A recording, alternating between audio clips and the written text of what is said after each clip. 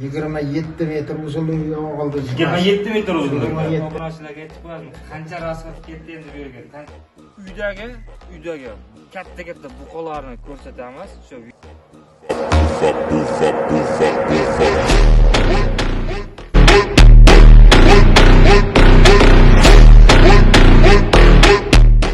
Assalomu alaykum veterinar Abdu kuzatuvchilari.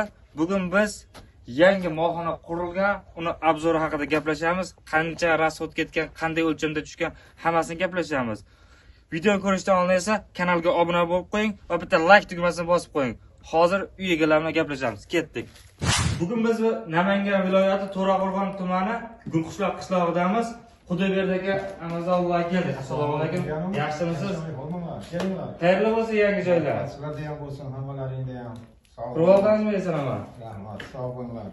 Mana shu To'raqo'rg'on shu Gulqishloq qishlog'idamiz. Yangi molxonamiz egasi. Mana hammalar ko'pchiliklarni tanishlari mumkin. Shu Xudoyberdi akamiz ancha yildan beri mana shu elimizga xizmat qilib, shu mol chorva bo'yicha xizmat ko'rsatib keladilar. Endi molxona to'g'risida ozgina ma'lumotlar bersa, misolcha xalqqa yordam beradigan obunachilar, meni ko'rib turib taniyotgan yigitlarga hammalariga salom. Kim niyati bo'lsa niyatiga yetsin. Allohga shukr, mana shu joylarda shu qishda ham bo'lsa ham harakatimiz xayrli bo'lsin. Alloh hammaga ham xayrli bo'lsin, barakasini bersin. Mana shu og'ilda harakat qilib, nima deydi, qishda bo'lsa ham to'xtamasdan sovuqmasdan Xudoga shukr, mana bitirib shunchalik bitirgizib oldilar. Endi nasib qilsa bu yerda to'ldirsak bo'ldi. Xudo xolasa to'ldirishga harakat qilamiz endi nasib qilsa. Endi bu molxona to'g'risida endi ozgina ma'lumot bering. Necha o'lchamda tushdi? Nechta hayvonga mo'ljallangan? Molxonani endi bu yerlar ancha do'ngi, aqa-baqa bo'lgan joylar. Musorindi bo'layotgan shirinxona joylar edi.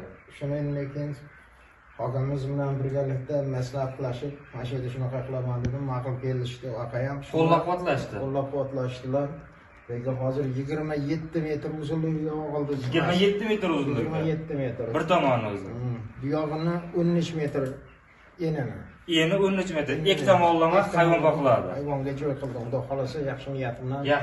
Xudo xolasa. Endi bu tarafiga hozir asosan bir katta buqalar yotadigan qilib alohida ko'rishlarga alohida bir-biriga xalal bermagan holatda 1.40 dan qo'yilibdi razmerlari. Ammo 1.10, 1.20 qo'yadigan joylarga katta buqalar boqishadi. Shu buqalardan xudo xolasa ko'rsatamiz videoda orada. Xudo xolasa. Rahmat. Xo'p, bu yerga endi tepalarga nima bosilgan? Tepalariga hop, birinchi mana nimadan terdirdik, nima deydi? Taxtalardan terdirib, ustiga hashar bosib, ustidan turpoqlarni tashab, qishda issiq, qishda o'ziga, yozda sovuq, asosan salqin temasini biz nima qilamiz, nima deydi? Molgasi qishda-yu isitib olishda nima qilib olamiz, lekin asosan yozda boqqan joyimizda issiqlab qolmasligi kerak mollar. Ko'p hayvon boqiladigan bo'lsa bu yerda, ko'p mol boqilsa issiqlab qolmasligi kerak. Skvaznoy bo'lib, boshqa bo'lib salqin turish kerak. Xolos, shunaqa mo'ljal bilan yaxshi niyat bilan mana shu joyda mana sir bo'lmasa obunachilarga aytib qo'yasizmi? Qancha rasxat ketdi endi bu yerga? Qanchadan bir usta ishlatyapsiz yoki boshqa qurilish ishlari ketyapti bu yerda? Endi bu nima sir bo'lardi? Buni yashirganimiz bilan. Endi chorvador yangi o'sha misol molxona quraman degan obunachilarga shu ko'rib turgan kim bo'lsa ham manfaatli bo'ladi. Buni hisobini qiladigan bo'lsak, o'sha kuzda boshlagan edik bitta kuzda. Endi bahorda bitiramiz desak, Alloh bizga quyoshini berib, mana chiroyli bo'lib turgani uchun yanvar oyida, bir oyda şeyda bitirdik xudoga. Bir oyda bitdi. Shunday ko'rkam. Endi shuni hisob kitobini o'rta nimasida tagida o'sha betonidan mana shu nimasigacha keltirgancha endi 180 million o'rtasida pul ketdi. Endi 180 millionga shunday molxona bitgan ko'rishlari mumkin. Endi ozmuncha qurilish bo'lmagan, o'sha masalan molxonani o'zlarining ko'rishlari ham mumkin. Shu cho'tka bo'lib chiqqan. Xudo xolasa. Endi bu yerga masalan bir hafta 10 kunda o'zi bu yerga hayvonni olib kirishni boshlaymiz. O'shanda yana videolarni qo'yib boramiz. Tashqarilarini zagon qilib qo'yganman. Tashqarilar zagon yechib yurgan. Mollarga, buqalarga. Bu tarafida o'sha tonna endi men o'zim kichkina mol boqmayman, to'g'ri gapingizga. Shu olganimda 450 kilo, 400 kilolik buqa boqaman. Mana hozir hayvonlarni ham ko'rib tanishib chiqasizlar. Chorva bilan hozir necha yildan beri shug'ullanyapsiz endi? misol uchun. Chorvamni endi yoshlikdan biz havas qilganmiz shu nimani. Shunga mana shu temada bo'lsak ham to'xtamasdan Shu ko'rib turishlari mumkin. Shu yoshga kirib ham shu holatda ham shunday molxonalar qurib, shu novoslar boqib elimizga xizmat qilyaptilar. Yaqinda nasib qilsa, xudo xolasa, mana bu bahor kelib qolsa, nasib qilsa tashqariga zagonlarimni mana ko'rsatishga mumkin. Hozir ko'rsatamiz, tashqariga ham hozir molxona ichini ko'rsatamiz. Hozir ichkarisini ko'rishimiz mumkin mana. Endi Har bitta hayvonga alohida halqadan bo'yinlarni qiyib yoki buzormasdan betondan o'ta mukammal darajada qilingan. Aql bilan chiroyli qilib ustalarning nomerini ham aytib ketaveramiz keyin. Ustalarning nomerini aytamiz, xudo xolasa. Kimdir qurdirmoqchi bo'lsa, shunaqa molxonani ko'rishlari mumkin. Molxona keng. Shu joylari blueprintdan tashlaganmiz. Blueprintdan.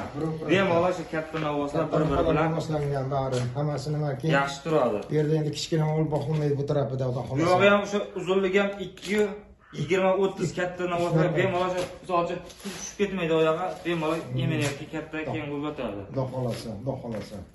Katta aravada shu go'nglarni, axlatlarni misol uchun toshsa ham bemalol bo'ladigan joy. Katta zo'r qurilgan. O'g'irlar ham past bo'lib qolmagan ko'rishlari mumkin. Bir xilgina o'g'ir ham pastga qilib qo'yadi.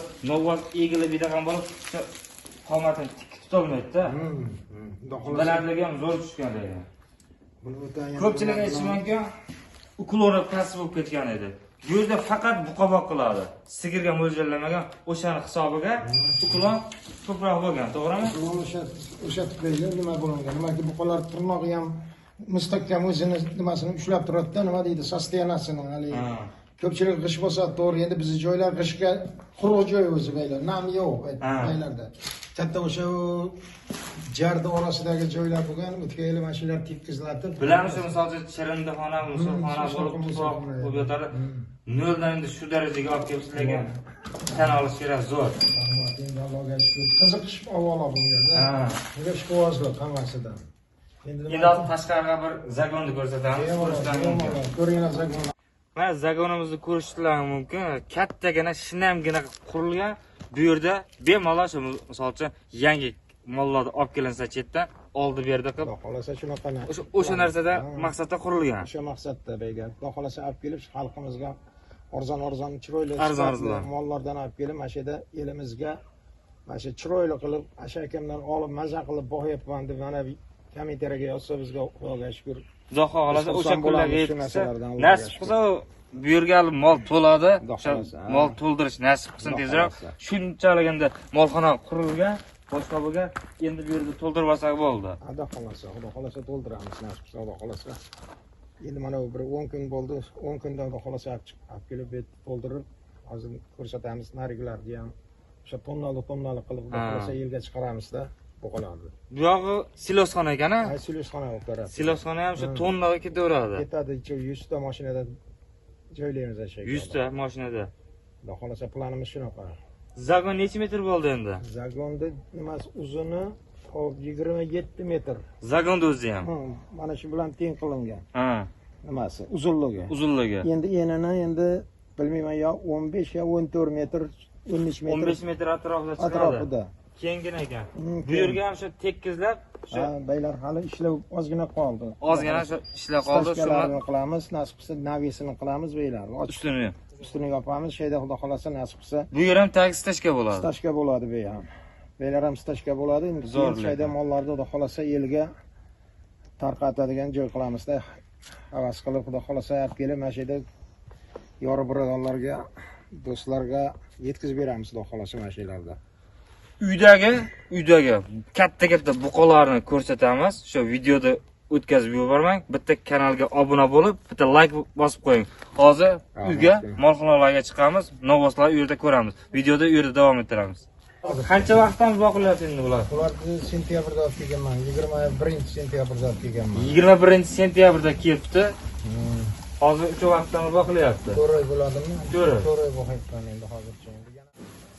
Hozir bular endi misol uchun 4 oydan boqilayotgan bo'lsa, yana qancha vaqt boqishimiz mumkin shu holatiga? Yana endi bularni xudo xolasa nasib qilsa tonnaga harakat qildiraman. Tonnaga harakat, qachon o'sha tonnaga boradi, o'sha kuzga boradimi nasib qilsa. O'shagacha yetkazamiz xudo xolasa. Hozirgi ko'rib turgan o'g'illarimga aytishamiz bular. Hozir o'sha ko'rgan yangi o'g'illarga mana shu hayvonlar tushadi, yo'lasa zagonga yoki bog'lab hayvonlar o'sha yangi molxonaga tushadi. Ko'rishlari mumkin bir-biridan chiroyli, bir-biridan sifatli buqalarimiz. Bular sotilmaydi. Bular ko'pga hozircha boqiladi. Faqat boqilgan, sotilgan emas. Shunchaki ishqibozlik bor. Qancha narxdan kelgandi bular? Bularni olganimizda mana shu yerdan 9 ta olgan edik. Bittasini sotdik.